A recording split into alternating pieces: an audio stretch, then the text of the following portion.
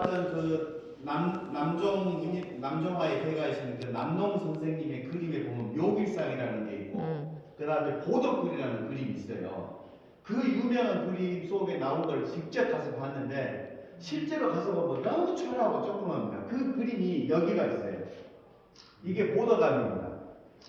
그리고 여가 이제 표충사라해가지고 여기서부터 출발을 해요. 자세히 안 보면 그림이 모릅니다. 그래서 여기서부터 이렇게 올라가면 보덕암, 묘길상 이렇게 있는 거예요. 그래서 이것은 역사 속에 원래 있던 부분을 제가 이렇게 약간 표현 그렸던 겁니다. 그리고 여기가 사실은 내분간이고요.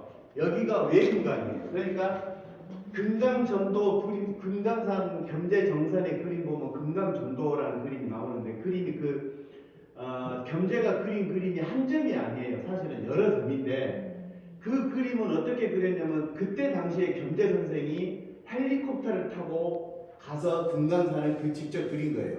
헬리콥터 조선시대 때.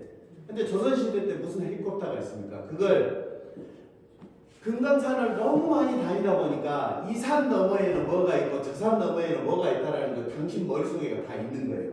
그것을 자기 자신을 공중에다 띄우는 겁니다.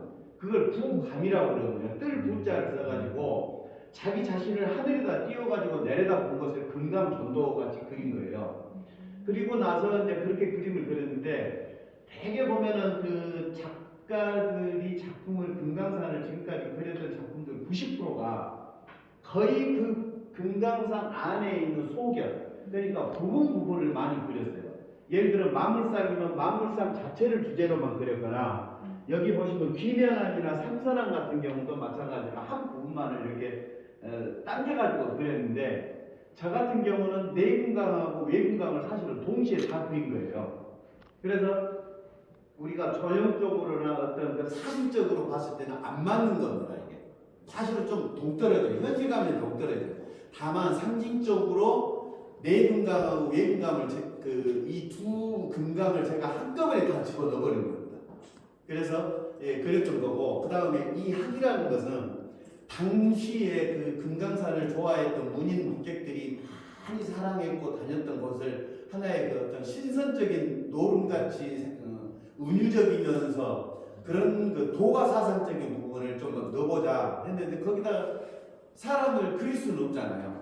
그래서 그걸 상징할 수 있는 게 뭘까 보니까 문인을 상징할 수 있는 학을 주제로 해가지고 학들이 이렇게 날아다니는 겁니다. 금강산을. 그래서 그분들이 영원히 날아다닐 수도 있는 것이고 하나의 상징적으로 표현을 한 것이죠. 그래서 이 그림은 몽유 금강이에요, 사실은. 그러니까 현실은 이때 현실적이지 못한 그런 이상적인 부분, 그리고 조선시대 때 가장 우리나라에서 문인 묵객들이 이상향을 찾았던 곳이 천하제일명산 금강산을 사실은 그 하나의 상징적으로 제가 어느 부분만을 표현한 게 아니고 금강산이 가지고 있는 전체 덩어리를 이 안에다 사실은 담은 겁니다. 그래서 반이다 보니 뒤에 있는 만물산 같은 경우는 사실대로 그릴 필요가 없어요. 저게 그냥 느낌이 만물이면 되는 겁니다. 그걸 자세히 그릴 필요가 없어요. 그래서 저건 좀 흐릿흐릿하게 몽환적으로 그렸던 거고 좌우로 해가지고 했고 가장 중요한 부분들 이런 부분을 제가 여기다 집어넣었던 겁니다. 그래서 자세히 보지 않으면 이건 몰라요. 설명을 하지 않으면. 그래서 이제 그런 부분들입니다. 그리고 밑에 청색 같은 부분은 어떤 좀 그냥 그 어떤 현실에 있어서 뭔가를 팍 차고 나가고 싶은 그 꿈 같은 거 이상향이 너무 지나치다 보니까 그냥 완만히 있어서는 안 된다. 그래가지고 좀 에너지적인 것을 좀 주자해가지고 사실은 밑에는 청색 블루 계열로 이렇게 해가지고 녹색하고 청록색 계열하고 해가지고 가운데는 그렇게 제가 장식을 했던 겁니다. 그래서 일명 주제는 몽유 금강이에요. 그래서 이제 이렇게 사실은 이게 5m, 2m 정도인데 이게 바닥에다 놓고 그리려니까 세워서 그릴 수가 없어요. 세워서 그리게 되면 발목 현상이 안 나와요. 비법상에. 그래서 세워서 그리면 장점이 뭐냐면 뒤에서 볼 수가 있고 와서 틀리면 거기를 진하게 붙일 수가 있는데 대신에 이 먹이 갖는 고유의 특성은 뽑아낼 수가 없어요.